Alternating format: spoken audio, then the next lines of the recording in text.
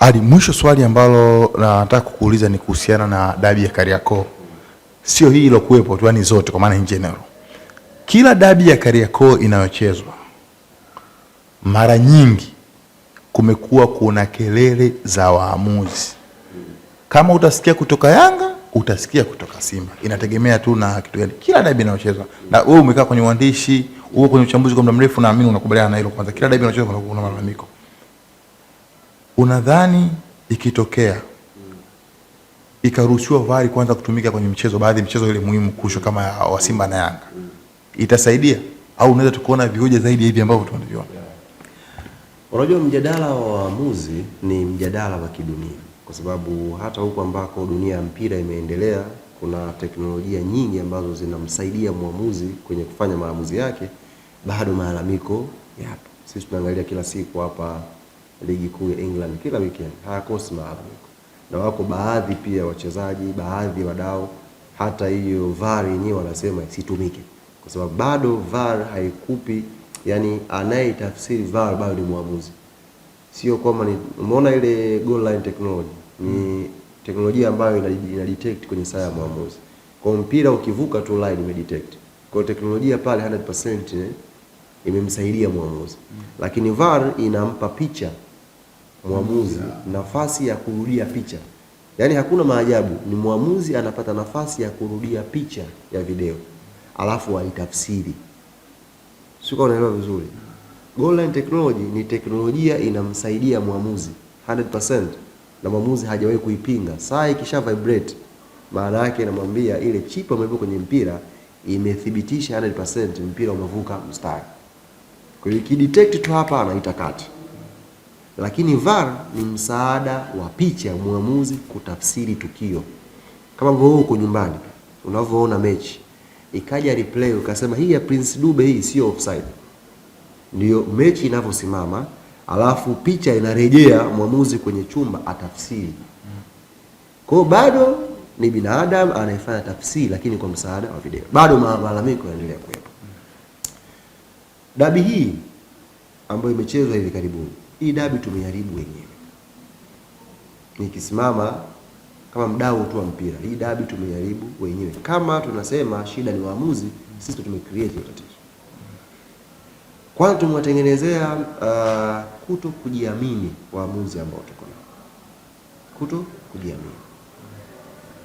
Wakati imetambulishwa ile kanuni ya kutumia waamuzi wa nje, msikiza kakaangu Karim Buimanda alisema kwanza ni kujenga exposure kwa waamuzi wetu, pili kujenga ukaribu wa kimashirikisho na shirikisho lingine na nini. Ndio hizo ambazo, lakini ukienda vizuri ukituliza kichwa, kauni ile ilikuja kwa ajili ya kutokuamini waamuzi wa ndani. My opinion, mimi ni binadamu na maoni yangu. Kauni ile ukiitazama vizuri, kilichobeba ilikuwa ni kutokuamini waamuzi wa ndani. Tulistuli makosa mengi ambayo tulihitaji waamuzi wa nje waje wasahihishe. Na walikuja. Walipokuja bado Yanga iliendelea kushinda dabi. Goli 2 bila. Na bado wapinzani wakaendelea kulalamikia tena waamuzi. Licha waamuzi kutoka. Kwa hiyo mwisho wa siku waamuzi na maamuzi yao ni mjadala wa kidunia. Ndio maana mechi ya juzi unaona Yanga wanalalamika kipande chao, kwamba kuna kipande hatukutendewa haki. Simba nao wanalalamika kipande chao. Ni discussion. Hata mechi ile ikichezwa ya Liverpool na Manchester ikishaisha utasikia discussion za namna hiyo. It's normal kwenye mechi ambayo ina rivalry ya namna hiyo, watu wanashindana katika kiwango hiyo. Kwa hiyo cha kwanza natamani mimi kama mdau wa mpira turejeshe kujiamini kwa waamuzi wetu. Toka matamko mazito sana kwenye dabi. Binafsi mimi ndo ningekuwa kwenye nafasi ya Nasoro Mwinchui, mimi ningeacha kuchezesha ile mechi. Ningeona tu waamuzi mwingine, kwa sababu ni mechi ambayo kiingia kwenye vyombo vya habari maneno negative kuhusu mwamuzi, kienda huku maneno negative, vitisho vinakuja, maneno haya. Mechi ambayo inabeba hisia za mpira wa Tanzania. Over 60 million people ambao tuko nao hapa Tanzania wanaifuatilia ile mechi. Alafu wewe unapewa filimbi baada upewe confidence kwamba tuko na wewe, kasimamie sheria 17. Wadau wa mpira, wachambuzi waandike, media zimsimamie ule mtu kueleza rekodi yake, zimlinde na kumwambia kasimamie sheria 17.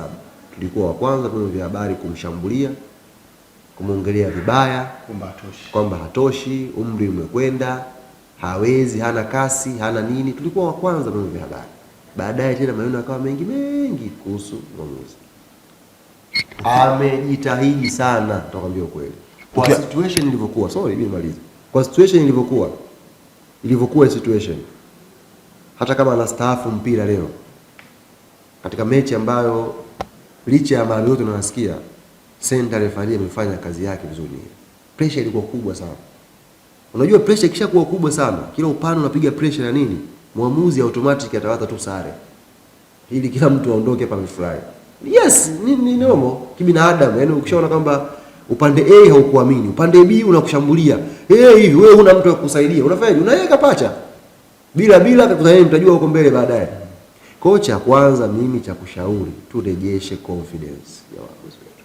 Mimi nimeangalia mechi jana, wamecheza Azam na Pamba.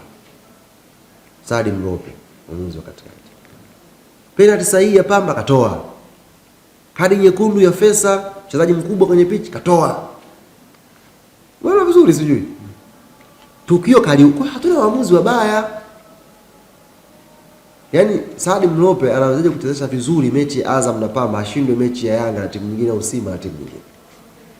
Tunawajengea kujiamini kwa sababu sisi hatuwaamini kwenye mechi ambazo zina interest za wadau. Yaani hata mtu anayempanga mwamuzi anampanga huko anamchana mechi hiyo, lakini mechi nyingine bana utacheza mechi fulani. Kwa hiyo unavomuandaa mwamuzi, mechi tumekupa unavomuandaa mwamuzi saikolojia kibinadamu, hata wewe kwenye kazi yako.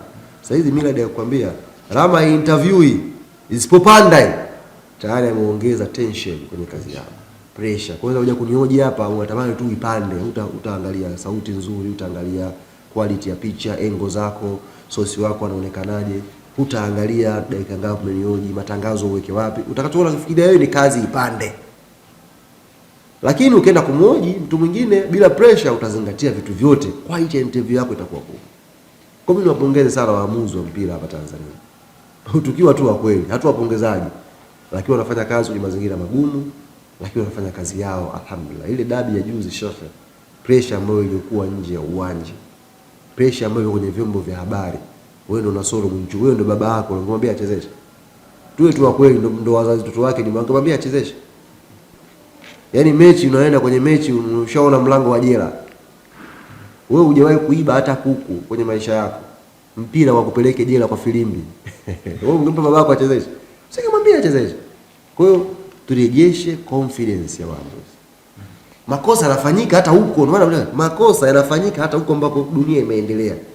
Kwa nini sisi pakitokea era kidogo kwenye maamuzi yetu tunaona watu yani hawafai? Na hiyo inawafanya sasa, unajua mazingira mengine yako vipi shehe?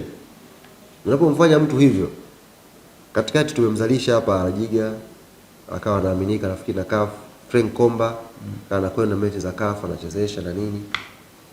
Walijengiwa confidence wale. Kaenda wakawa anachezesha vizuri na nini, nje wanakwenda wanaaminika. Pana discussion hapa kwa waamuzi wa Tanzania wachezeshi michuano mikubwa. AFCON labda na CHAN hawachezeshi. Lakini ngazi ya vilabu hizi inter competition wachezeshi. Sasa wewe kama humwamini mtoto wako, na atamwamini mwanao. Wewe mtoto wako humwamini, sisi wa Tanzania hatuamini marefari wetu. Tunataka Patrice Motsepe na kamati zake zikamwamini mwamuzi wetu ampe AFCON. Sisi mechi yetu tu kubwa hapa, mechi yetu tu ya ndani, hatuwaamini waamuzi wetu. Kuna usemi unasema sasa hivi na wao. Usishangae marefa wa Tanzania kutokuona chezesha AFCON. Shangao kiona. Yes. Sasa tunawajengea hivyo. Tunawajengea kutokuamini. Kwa hiyo inaenda na wachukua na hao wataamini hivyo kweli na kila kitu. Kwa hiyo mimi kwa mechi ya juzi malalamiko ya dabi of course hapa. Yaani dabi ikishaisha sha. Kama hata alaumiwa kocha, atalaumiwa mchezaji, kiongozi. Yaani dabi lazima iondoke na mtu. Dabi haijai kuisha, dabi imeisha salama. Lazima dabi ikimalizika side effect yake ni mmoja kupewa lawama. Sasa hajulikaniki nani mpaka mechi ishe. Hii mechi ndio pekee imeisha dabi wachezaji wako salama kidogo. Zingine zilizopita zote walikuwa wanalaumiwa. Ali, mwisho swala la kizushi. Uwanja wa Amani mmeuita Guantanamo Bay. Wageni wenu Simba wamekuja pale wenyewe wakajiita wenyewe manyapara. Kuna nini cha kusema? Ni flavor tu ya promotion ambayo sisi tulikuwa nayo, tunaweza kuitumia hiyo kwenye mechi za Champions League. Lakini wenzetu kama walipanic hivi. Walipanic, ndio maana nimesikia wanaongea maneno mengine sio mazuri kuyazungumza kwenye vyombo vya habari. Ni maneno ambayo yana tafsida fulani lakini yana uhuru. Umeelewa, kusema kwamba hawa watu fulani ni chakula cha jela, tunakuta ni chakula cha jela. Kwa watu ambao wanaelewa vitu, ni maneno ambayo hayana maadili ndani yake. Sio maneno mazuri ya kuyatumia. Lakini kwa sababu ndio dabi na sisi hatuwezi kuwajibu kwenye uhuni huo. Sisi tungeweza kujibu kwamba nini hivi, tungewajibu kwa ajili tu ya kudhalilisha, lakini sisi tuone promotion ya mchezo, tukaupa jina uwanja wa Guantanamo. Focus ilikuwa ni mechi za kimataifa, kuwajengea wachezaji kwamba ni eneo la kupambana. Baadaye ikaja dabi, tukaendelea nao. Bahati imekuwa kwao wamepata sare. Yaani maneno yote tunasikia hayo ni sare. Yote tunasikia matusi, dharau, kejeli ni sare. Sio, unaelewa vizuri, ni sare, sio kama ameshinda, ni sare. Na hii ndio kitu ambacho naupongeza uongozi wangu wa klabu yangu ya Yanga. Kama kuna kitu Engineer Hersi Said amefanikiwa katika kipindi cha uongozi wake ni kuigeuza Simba kuwa timu ndogo. Kama kuna jambo amelifanya kwa usahihi katika kipindi cha uongozi wake ni kuigeuza Simba kuwa timu ndogo. Sasa hivi Kariakoo hapa au Dar es Salaam hapa, tofauti ya Simba na Cosmopolitan wanapokutana na Yanga ni idadi tu ya mashabiki, lakini mentality yao yote inafanana. Wote Cosmo, Simba, Buza United, sijui Keko Rangers, Keko Machungwa, wote mentality inafanana wanapocheza na Yanga. Tofauti yao ni mashabiki tu, hao wadogo wenzao wana mashabiki wengi. Lakini Engineer ameweza kuifanya Simba ambayo 4 years back walikuwa wanajimsimama wanasema sisi ni giant Africa, sisi ni timu kubwa Afrika. 4 years ago walikuwa wanasema hivyo. Sasa hivi Simba wanafanya sherehe wakipata sare na Yanga. Ni kazi kubwa ambayo Engineer ameifanya. Ameweza kuitransform Simba kwa timu ndogo kwa Yanga, timu ya pili, timu ya kawaida ambayo angepata sare Pani, angepata sare Cosmo, wangefurahia hivyo hivyo. Ni kama ambavyo Mbeya City, Dodoma wanavyofurahia kupata sare na Yanga, ndivyo level ambayo Simba Engineer amewaweka. Success kubwa kwetu sisi na tunajivunia. Ndio maana baada ya mechi wana Yanga wanajilaumu, wana Simba wanafurahi. Kwa hiyo Yanga wanajilaumu ni mentality. Na sisi ni timu kubwa, we have to win kila mechi. Simba mentality, sisi ni timu ndogo, Yanga ni timu kubwa, tumeweza kuwazuia. Yaani tumeweza kuwazuia safari hii hawajatufunga. Kwa hiyo kuwaweka Simba kwenye nafasi hiyo, kuwa na mentality ya timu ndogo, kujisikia unyonge kwenye dabi, kujiona watoto kwenye dabi. Sisi hayo mafanikio ya kumpongeza Engineer Hersi. Miaka 4 iliyopita watu hawa walikuwa watubagaza kwa kila aina maneno mtaani. Tukionekana kwamba Yanga tuko nyuma. Na it's true tulikuwa tuko nyuma. 4 years ago. Kumbukeni. Walikuwa wanatubagaza na kila aina ya maneno. Sisi ni giant Afrika, nyie hivi na hivi, tunawashona hivi na hivi. Miaka 4 baadaye chini ya uongozi wa Engineer Hersi, Simba wamesherehekea sare kwa Yanga. Si jambo dogo jamani. Sijui kama nyinyi mnalichukulia vipi, lakini si jambo dogo. Simba ambayo ilikuwa isifia timu kubwa Afrika imefanya sherehe kwa kupata sare na Yanga. Tumeweza kuigeuza Simba kuwa timu ndogo hapa Tanzania inapokutana na Yanga. Si wachezaji, si viongozi, si mashabiki, wote wamefurahi. Jana nilikutana na mzee wangu Mchacho sehemu hivi. Ameniambia kweli nimefurahi. Natuonea sana. Angalau tumeweza kupata kitu cha kubishana na nyie. Angalau tumeweza, hamtufungi yani. Sasa hivi Simba hawawazi kuifunga Yanga. Simba wanawaza wasifungwe na Yanga. Different thing. Yanga wasipoifunga Simba ni story kubwa ya kuhuzunisha. Simba wasipofungwa na Yanga ni story ya kufurahisha kwao. Kwa mimi nimpongeze sana engineer, niwapongeze viongozi wetu. Tumepata pointi moja. Yako mambo tutakwenda kuimprove kwenye uwanja wa mazoezi. Yako maoni yametolewa na wana Yanga, tumeyapokea. Yale ambayo ni mazuri kwa wakati ambao tuko nayo atafanywa kazi. Lakini sisi kama wanachama turejeshe pia pongezi kwa viongozi wetu wote, engineer Arafat, kamati tendaji, bosi wetu Ghalib Said Mohamed, GSM, wametufanya Yanga tunaheshimika mbele ya watani zetu sasa hivi. Yaani hawatuongeleshi tena kama zamani. Sasa hivi wakipata sare wanatugongea mlango. Leo kiko wapi? Mbona mjatufunga? Tumwafikisha Simba kwenye level hiyo. Kiko wapi leo? Mbona mjatuweza? Yaani hiyo level ndo Simba amefika. Alafu Yanga tunakaa tunacheka, tutakutana mechi ijayo. Hayo ni mafanikio. Miaka ya nyuma ilikuwa Simba akatutaratisha. Sasa hivi wanatugongea.